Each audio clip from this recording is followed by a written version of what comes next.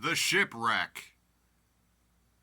But when the 14th night was come, as we were driven up and down in Adria, about midnight the shipmen deemed that they drew near to some country, and sounded, and found it 20 fathoms. And when they had gone a little further, they sounded again, and found it 15 fathoms. Then, fearing lest we should have fallen upon rocks, they cast 4 anchors out of the stern, and wished for the day.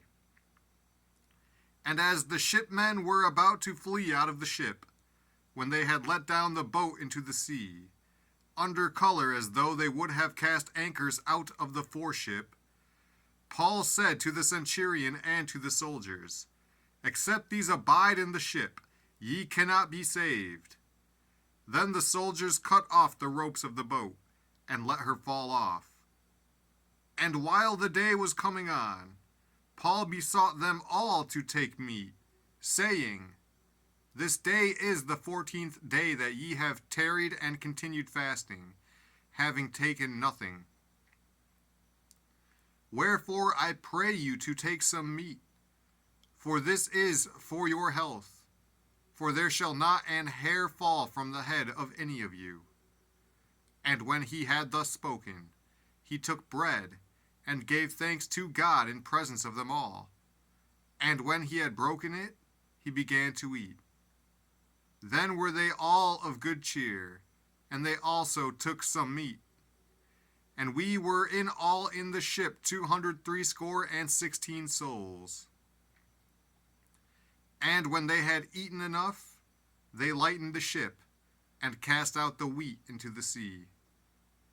And when it was day, they knew not the land, but they discovered a certain creek with a shore, into the which they were minded, if it were possible, to thrust in the ship.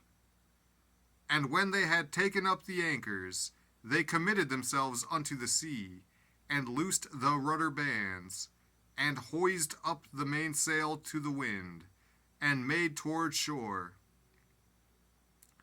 And falling into a place where 2 seas met, they ran the ship aground, and the forepart stuck fast, and remained unmovable, but the hinder part was broken with the violence of the waves.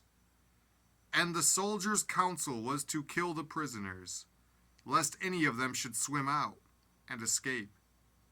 But the centurion, willing to save Paul, kept them from their purpose, and commanded that they which could swim should cast themselves first into the sea, and get to land, and the rest, some on boards, and some on broken pieces of the ship.